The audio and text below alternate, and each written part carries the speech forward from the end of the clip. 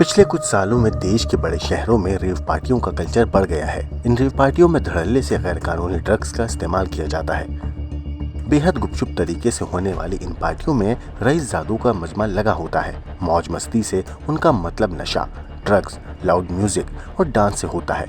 Rave party इन सारी चीजों का कॉकटेल होता है, जहां लोग नशा करने के लिए सारी हदें पार कर देते हैं और नशीले पदार्थ बेचने वालों के लिए ये पार्टियां किसी लॉटरी से कम नहीं होती। एक ऐसे ही ड्रग्स रैकेट का गुजरात एटीएस की टीम ने भांडाफोड़ किया है और छापेमारी के बाद गुजरात एटीएस ने ऐसे कई खुलासे किए हैं जिसे सुनकर आपके होश फाख्ता हो जाएंगे। 51 करोड़ की कीमत से ज़्यादा का ड्रग्स जो है और साथ ही ड्रग्स बनाने का जो सामान है वो वहाँ से जब्त किया गया और 2 लोगों को हिरासत में लिया गया। गुजरात एटीएस का दावा है कि ये लोग जो ड्रग्स हैं वो बनाने के बाद मुंबई बेचते थे और मुंबई से फिर जो है वो ड्रग्स अलग अलग जगह पर जो है वो बेचा जाता था। एटीएस के अधिकारियों को सूचना मिली थी कि एमडी ड्रग्स बनाने वाली एक फैक्ट्री में ड्रग्स बनाया जा रहा है। इसकी सूचना मिलने पर एटीएस ने छापेमारी के लिए 2 टीमें बनाई। दोनों टीमों में एक इंस्पेक्टर और 3 सब इंस्पेक्टर थे। इन दोनों टीमों ने एक साथ छापेमारी कर ड्रग्स बनाने वाली फैक्ट्री का भांडाफोड़ किया। एटीएस के अधिकारियों को इंफॉर्मेशन मिली थी कि एक एमडी ड्रग बनाने वाली फैक्ट्री का प्लांटेशन हुआ है और वहाँ पे मैन्युफैक्चरिंग किया जा रहा है। वो माहिती के आधार पे 2 इंस्पेक्टर सीएच पनारा और वीएन वाघेला की दोनों को टीम बनाएगी। इसमें 3 सब इंस्पेक्टर रखे गए और उसके बाद गुजरात एटीएस की ओर से ये जो इंफॉर्मेशन वाली जगह है सूरत रूरल में, वहाँ पे रेड किया गया।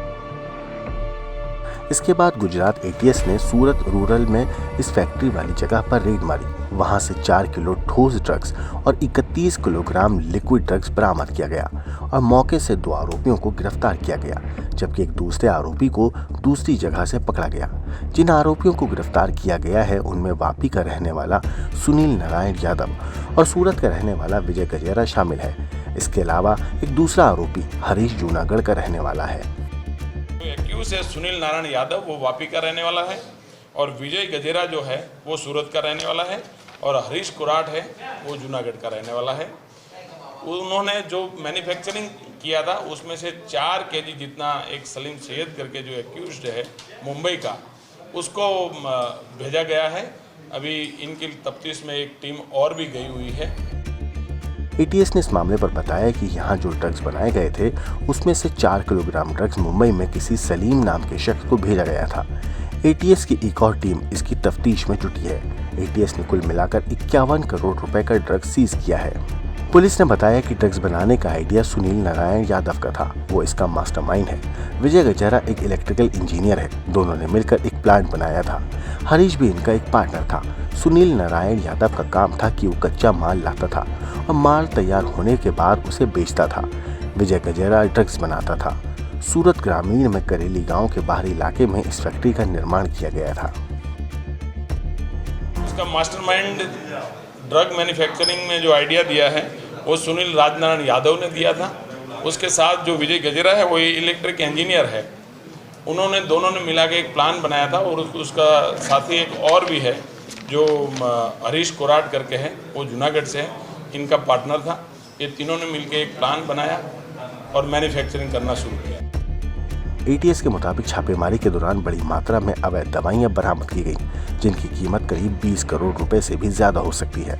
छापेमारी के दौरान एटीएस ने इस फैक्ट्री से जुड़े महत्वपूर्ण दस्तावेजों और सबूतों को भी अपने कब्जे में लिया है। वहीं इससे पहले अप्रैल 2024 को एटीएस और नारकोटिक्स कंट्रोल ब्यूरो ने एक संयुक्त अभियान में गुजरात और पड़ोसी राजस्थान में 4 दवा मैन्युफैक्चरिंग यूनिट पर छापेमारी की थी। उस छापेमारी में 230 करोड़ रुपए की मेफेड्रोन ड्रग्स जब्त की गई थी और 13 लोगों को गिरफ्तार किया गया था।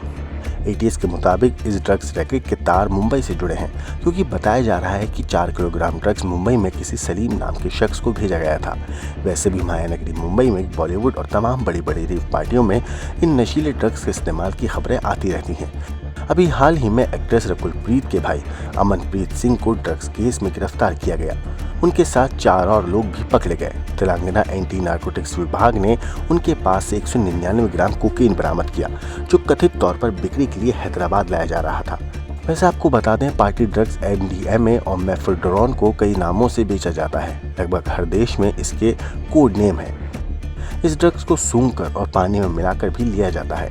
नशे के बाजार में इस तरह की 1 ग्राम ड्रग की कीमत करीब 1000 से 15,000 रुपए तक है।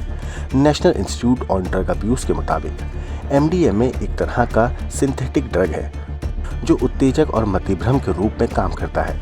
इसके इस्तेमाल के कुछ ही समय के बाद व्यक्ति के शरीर में कई बदलाव नजर आने लगते हैं। इससे शरीर में अचानक ऊर्जा की वृद्धि होती है और इसे सोचने समझने का तरीका एकदम बदल जाता है। आमतौर पर MDMA का प्रयोग टैबलेट या कैप्सूल के तौर पर किया जाता है। करीब 30 मिनट से 45 मिनट के अंदर इसका असर शरीर में दिखने लगता है और इस ड्रग्स का असर आमतौर पर 3 से 6 घंटे तक रहता है। वहीं इस ड्रग्स के साइड इफेक्ट्स भी हैं, जिससे शरीर को भारी नुकसान झेलना पड़ता है। इस ड्रग्स का लंबे वक्त तक इस्तेमाल करने से लीवर, किडनी और हार्ट को नुकसान पहुंचता है। इसके अलावा डिप्रेशन, थकान, मूड स्विंग, याददाश्त कमजोर होना, ठीक से नींद न आना, गुस्सा आना और एकाग्रता में कमी जैसी परेशानियां हो सकती हैं। पिछले कुछ सालों में भारत में ड्रग्स का बाजार काफी तेजी से बढ़ा है। देश में ड्रग्स का बढ़ता कल्चर गंभीर समस्या बन चुका है। United Nations office on drugs and crime के वर्ष 2015 के आंकड़ों के मुताबिक दुनिया भर में करीब 23.4 करोड़ लोग ड्रग्स का इस्तेमाल करते हैं और हर साल ड्रग्स के कारण करीब 2 लाख लोग जान गंवा बैठते हैं। आंकड़ों के मुताबिक ड्रग्स की लत से जुड़ी सबसे ज्यादा आत्महत्या महाराष्ट्र, मध्य प्रदेश, तमिलनाडु और केरल में होती हैं। ऐसे में जानलेवा ड्रग्स के बढ़ते जाल से खुद सतर्क हो जाएं और दूसरों को भी सावधान करें। ब्यूरो रिपोर्ट, टाइम तक।